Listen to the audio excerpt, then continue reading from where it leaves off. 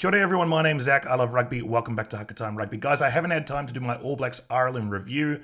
I've just been dropping bits of information around on my thoughts over the last few videos, so if you haven't seen the game management video that I did yesterday, go back and watch that. I break down from Springboks perspective and All Blacks perspective how they rotated their teams at important moments in the game to give themselves the best opportunity for victory.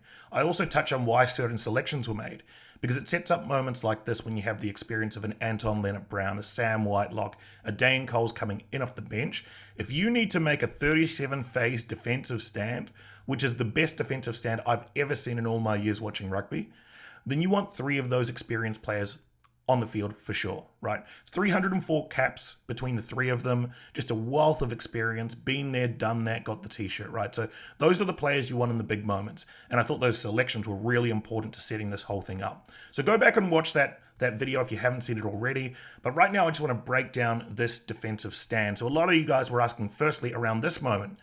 Aaron Smith kicks away possession at the 77th minute roughly. And a lot of people were questioning, was that the right move? Was that a tactical error? Now, in my view, there's two thoughts that I have on this one. One, the All Blacks were controlling territory in this game. We know the importance of controlling territory, certainly in losses that the All Blacks have had over the years, in recent cycle. It's been based on territory management and game management. I thought the game management in this game was superb from the All Blacks. And the other interesting stat that I heard this week is that teams that attack 10 phases or more are 3 times more likely to give away an error. So what you're doing is you're forcing the opposition to play from deep. They're going to have to play a long number of phases, and the risk of an error in doing so, it gets increased, right? So I completely understand the logic here, why he did that and why he thought it was an effective strategy. I also think, we had to see something that we haven't seen done before, which was a 37-phase defensive stand, but also a 37-phase attacking stand, right? For Ireland to try and win that game. And fatigue plays a part. Scoreboard pressure plays a part. You're potentially out of the tournament depending on the result of these 3 minutes. It's massive, right? And all of the pressure has been transferred from an Aaron Smith perspective, from the All Blacks to Ireland in this moment. So I actually like the option. We're going to go through a couple of key moments in phase play, right? So the first one that I want to touch on is this one. Let's track forward. And what I want you to look at here, this is the 7th phase of the All Blacks defensive stand, is this player right here. That's Anton Leonard-Brown, right? So he's coming from the back end of the field to try and inject himself into the play. And as we track it forward, you can see him start to pick up the acceleration there. We see these players coming in the corner, bang! Big hit there from Anton Leonard-Brown.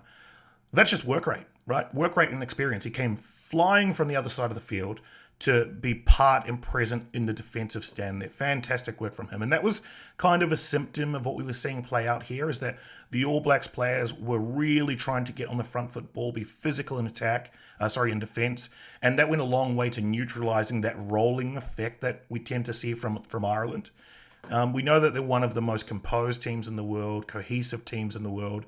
And we know that when they get a roll on, they're really difficult to stop. So that's how you stop, an attacking roll. Let's move forward. And in this moment, I just want to identify a potential steal here from Sam Whitelock. Sam Whitelock goes in over the ball. What's interesting here and why I think the All Blacks had great success at the breakdown is they really attacked in pairs. We saw Brodie Retallick there make that tackle, and then we saw Sam Whitelock coming over the ball. Sam Cane had one of his best games, right? And he really shut down Caelan Doris. But what I noticed is that Sam Cane would come in with a big physical hit, and Ardie Savea was getting over the top and grabbing that ball, winning turnovers. So, the All Blacks were really playing like a wolf pack in some respects, just attacking and getting over the ball and trying to win it as a team. Great work there. But Sam Whitelock comes very close here to getting that turnover. Ultimately, the clean-out is good, and the All Blacks move on. Now, one other thing to remember in these phases, guys, is the ref is equally under a significant amount of pressure, right? So in this example, the ref actually went into a shell a little bit. And Wayne Barnes has been praised for his ability to make, the right calls, the same calls, consistent calls at the start of the game and at the end of the game. I thought he went into a shell a little bit here. He was reluctant to call penalties, and you guys know exactly the moment I'm talking about, which I'll focus on very shortly.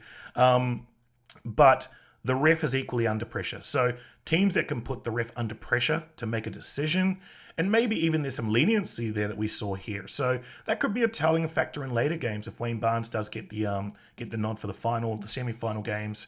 Then perhaps that kind of indecision that, I guess it's really the unwillingness to be the deciding factor from a referee perspective it's sort of a factor that I think teams need to consider. Let's move forward to, not far from here, but another great moment. Ball goes wide, and we see, who is it? One-on-one tackle needed. Beauden Barrett rushes out the line to stop that play. James Lowe, he just didn't get an opportunity in this attacking passage. Anytime he got the ball, the All Blacks were aware of the danger, rushed out of the line to slow him down. Great work there from Beauden Barrett, who had a magnificent game. Just fantastic. He's a lot of pressure on Beauden Barrett, Damien McKenzie waiting in the wings, but, he did a great job there. Let's move forward now, guys. Another moment I want to touch on. Now we're getting deep into phase play, right? So here we are. This is the 19th phase. We're coming into the 19th phase. First thing, we see here, a bit of indecision, a bit of lack of continuity there from Ireland.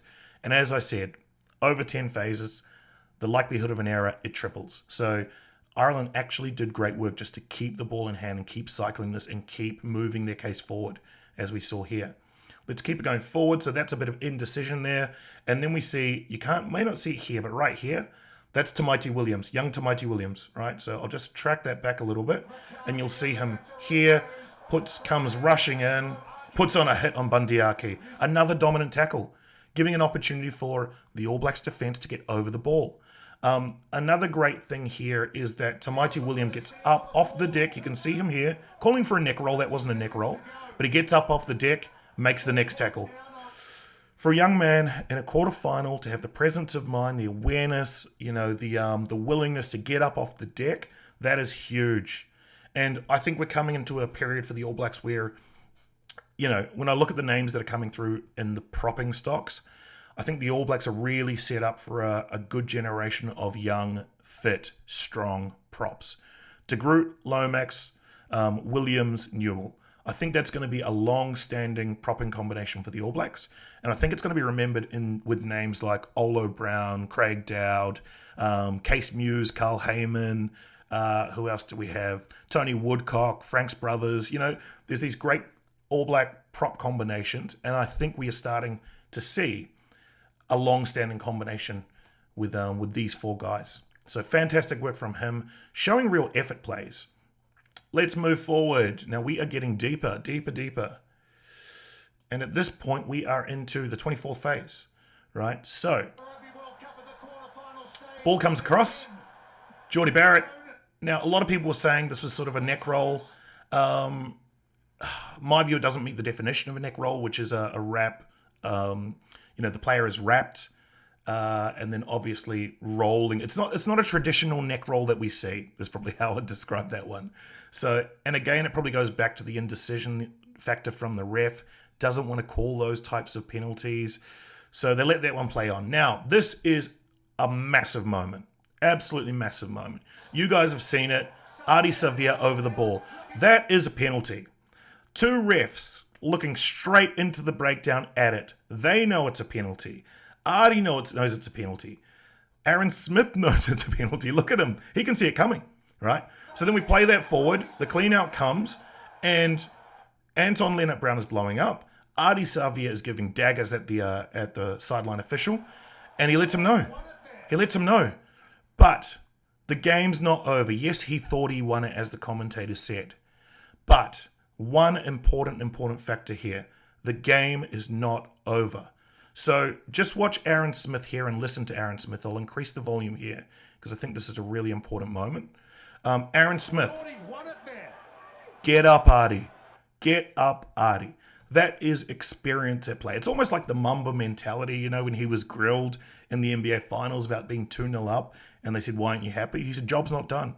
Aaron Smith knows that. Job's not done. So you know, you had your moment. It didn't come off. It's time to get back to work.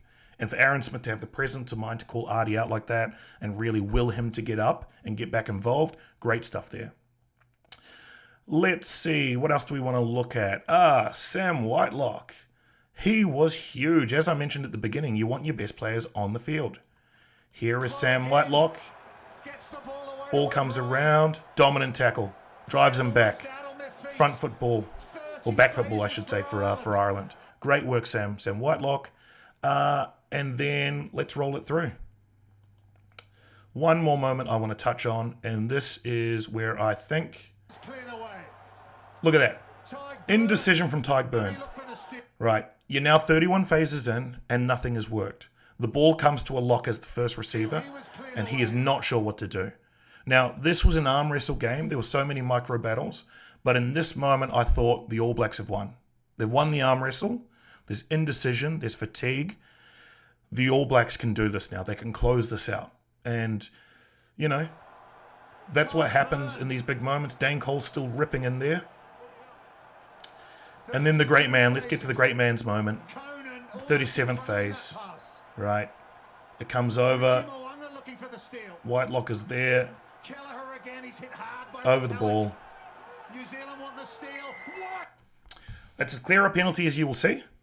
It makes it a lot easier for the ref to call it when it's that clear. And just a fantastic defensive stand. As I mentioned, the greatest defensive stand that I've ever seen. I've ever witnessed in the great game of rugby. Are there any other big moments in the 37 phases that you guys think I've missed? What else do you think about this game in general? Let me know down below, guys. That was a bit of fun looking at this 37 phase stand, and I couldn't be more excited for how things play out in both the semis and the finals. Enjoy the rest of the rugby, guys.